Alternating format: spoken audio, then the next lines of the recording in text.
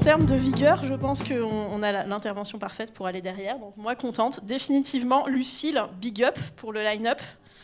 Je m'en remets pas. Wesh, Lucille, la tienne.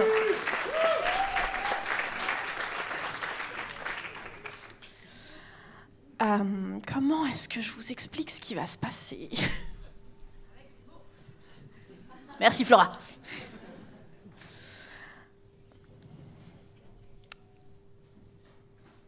En orgie, c'est important de savoir pourquoi on est là. Voilà, hein, le désir comme moteur pour y aller et pas la culpabilité, ça me semble une bonne idée. Je propose aussi que personne n'aille en orgie pour être cool. Pire idée. Que personne n'aille en orgie pour surveiller que son partenaire ne se tape pas trop d'autres gens. Pire idée. Mais par contre, suivre son désir là où il nous amène, ça peut être absolument incroyable. Et je veux pas vous spoiler l'intervention de Meta. Mais Meta, gros cerveau, qui est genre chroniqueuse radio, autrice, qui a un projet de bouquin qui me fait kiffer là en ce moment, va venir vous parler de comment sa pulsion de vie, elle a pu grave lui rendre service récemment. Et de comment elle nous a fait un petit moment d'épicness que j'ai très hâte que vous entendiez. Donc vous me faites un gros applaudissement. Et on lance.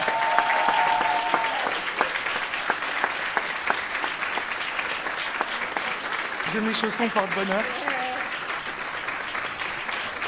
Bonsoir. Excusez-moi, je mets mes anti-sèches. Parce que, en fait, c'est pas si récent que ça. Merci. C'est un spectacle que j'ai écrit il y a quelques années déjà, et que j'ai joué pour la première fois il y a 2 ans, et puis plus du tout depuis. Et donc, du coup, ce soir, je vous en fais un petit extrait. Bonsoir. Alors, c'est ici mon corps, mon choix, tout ça. Ouais, vous avez bien la tête de l'emploi. Ouais. En fait, mon corps, mon choix, c'était ma devise, moi, quand j'avais 15 ans. J'avais pas seulement un corps, moi. 15 ans, j'avais un plan. Genre un plan décennal, comme en politique. Sauf que j'avais pas tout compris. Moi, j'ai tenu toutes les promesses. Alors, par exemple, à 20 ans, je démarrais une brillante carrière. À 21 ans, j'étais titulaire d'un poste de réalisatrice à France Inter. Ensuite, à 30 ans, non, c'est vrai, hein. Ensuite, à 30 ans, je rencontrais l'homme de ma vie. Check. Il est brillant, intelligent, gentil, drôle, beau, tout. Et je lui faisais 2 enfants. Une fille et un garçon. Check. Bordel. Et je partais pas gagnante, franchement. Non, mais les miracles, ça arrive. Check. Et puis, à 40 ans, je mourais. Oui, parce qu'à 15 ans, comment vous dire, j'avais l'impression que 40 ans, c'était le début de la fin, en fait. Hein, c'était la décrépitude. C'était la lente agonie. La suite, ça méritait même pas d'être vécu, en fait. Donc du coup, ouais, j'étais un peu con à 15 ans. Et donc, du coup, je mourais. Et à 39 ans et 9 mois, mon corps, qui n'a rien compris à la politique, a décidé que c'était le moment de boucler le programme et bim, crise cardiaque. Ouais, comme ça. Alors je vous la fais. Hein. Donc voilà, je suis à la maison, je fais manger les enfants. Voilà, vous connaissez, ou pas d'ailleurs. Les dents, le pipi, dodo, voilà. La routine, quoi. Voilà, puis mon mec se prépare pour aller à la piscine, comme tous les mardis. Et puis moi, j'avais une gêne, là, une espèce de douleur qui passait pas, une espèce de recoincé, un truc pesant sur la poitrine, là, comme ça. Alors bon je commence à essayer de le sortir, hein, puis ça sort pas. Puis la douleur qui migre comme ça vers le bras, et bon, alors je commence à faire des moulinets. Voilà. Ouais, j'ai l'air con. Ça vous fait ça aussi, vous, quand vous faites un truc vraiment ridicule, et d'un coup, vous pouvez pas vous empêcher d'avoir l'impression, même dans une situation hyper désagréable, une douleur aiguë ou quoi, vous avez l'impression qu'il y a une caméra qui vous regarde. Tu vois, et alors t'étais là. Ouais, j'ai essayé d'éructer ma bulle d'air, là. Tout va bien. Et puis ça passait pas. Donc du coup, je me suis résolu à appeler SOS Médecins. Et puis j'ai donc envoyé un petit message à mon cher mari en lui disant désolé pour ta soirée au bistrot avec les copains, mais il va falloir que tu rentres t'occuper des enfants parce que moi j'avais probablement passé la nuit à l'hôpital. Alors j'étais pas dans le déni du tout, hein, j'ai bien précisé, voilà, suspicion d'infarctus, tout ça, tout ça.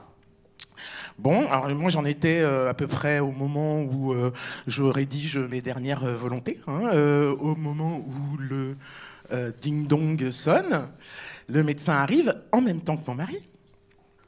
Et alors là, il m'avait remplacé le vieux bonhomme des Cathy qu'on a d'habitude là à SOS Médecins par une espèce de ravissant petit métis trentenaire.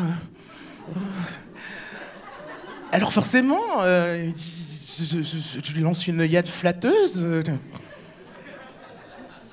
Et le gars me fait c'est ici l'infarctus? Voilà, vieille peau. Tu t'es cru où? Oui, c'est ici, ouais. Mon mec hilar, évidemment. Alors bon, il me fait asseoir, tout ça, hein, on s'assoit, hop. Électrocardiogramme. Oh, madame, vous me faites un bel infarctus massif du myocarde. Oh, youpi! Ok.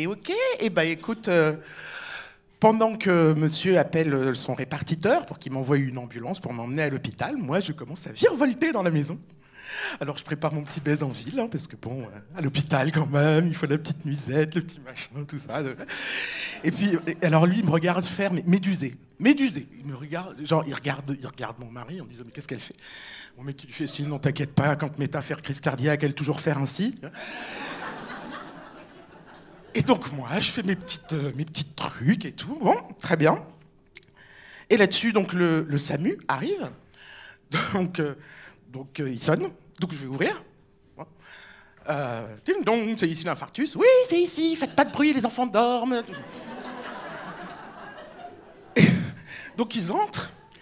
Et donc il me faut asseoir, une fois passé la surprise de me trouver debout quand même. Hein, mais il me faut asseoir, oui madame, ECG, tout ça, c'est un peu sérieux quand même. Hein, donc je m'assois, ECG, verdict, infarctus, oui, j'aurais pu vous le dire en même temps, mais voilà, très bien. Et puis bah, écoute, là-dessus, alors bon, moi tranquille, hein, pas de problème, je suis prête à partir. Seulement, le répartiteur, il a aussi invité les pompiers. Donc faut attendre. Bon, bah écoute, moi, mon sac est prêt, je suis prête, qu'est-ce qu'il me reste à faire? Je vais pas rester engluée dans mon canapé. Bah, je vais à la cuisine, je prépare une petite tournée de café. Hein? Normal. Et donc, quand les pompiers sonnent, ils arrivent, et puis alors les pompiers, quand ils débarquent chez toi, c'est toujours comme dans un immeuble en flammes. Bon, ils sont 4, et les mecs baraqués et tout, machin, ils arrivent chez toi. Et alors là, ils arrivent dans le salon de Brie Van de Camp, tu vois.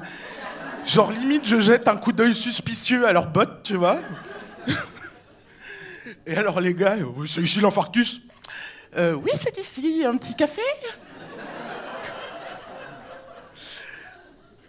Alors bon, les mecs, évidemment, ils croient un peu à un canular. Hein.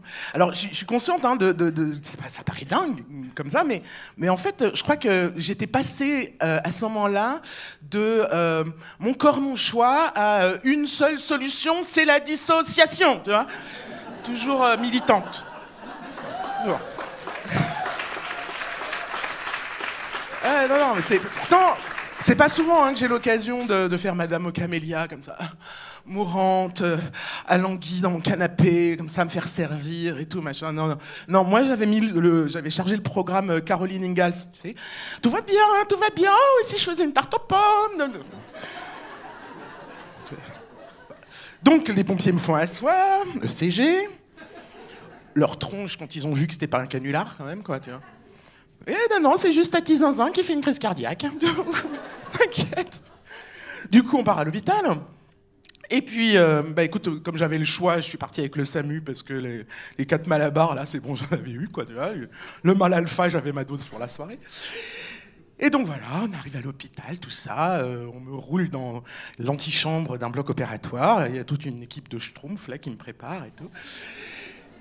Et puis on me transfère dans un bloc qui est beaucoup trop éclairé pour cette heure de la nuit. Il devait être 1h30 du matin, enfin ça va pas la tête.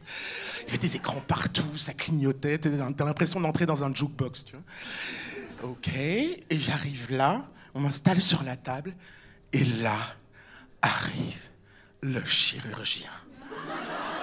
Oh Et mon corps se met... Non mais écoute, franchement, le chirurgien, tu vois Jason Momoa dans le casting de Grey's Anatomy. Tu visualises le truc avec la mèche et tout. La quintessence du cool. Alors moi, mais mon corps se met en mode fatal. Oh, baby, I feel hot just like an oven. I need some loving. Baby, I can't hold it much longer.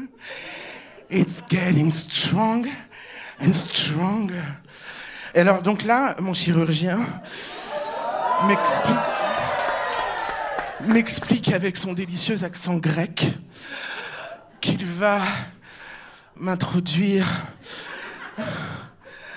Alors, il va quand même m'opérer sans anesthésie, hein, il va m'opérer le cœur sans anesthésie, mais tout va bien. Il va donc m'introduire une canule dans l'artère brachiale. Oh, oh oui, introduis-moi. Suivi d'une caméra pour explorer les sténoses. Ah, explore-moi. Et pour finir, un petit ballonnet qui viendra dilater mes artères coronaires. Ah, franchement, que vous dire sinon que je gloussais, je battais des cils comme une putain d'adolescente de 15 ans. Et la boucle était bouclée. Je suis sorti du bloc en lui disant « Écoutez, j'ai passé un très bon moment. 5 étoiles sur TripAdvisor. Depuis ma devise, c'est plus mon corps, mon choix. Depuis ma devise, c'est je mouille donc je vis !»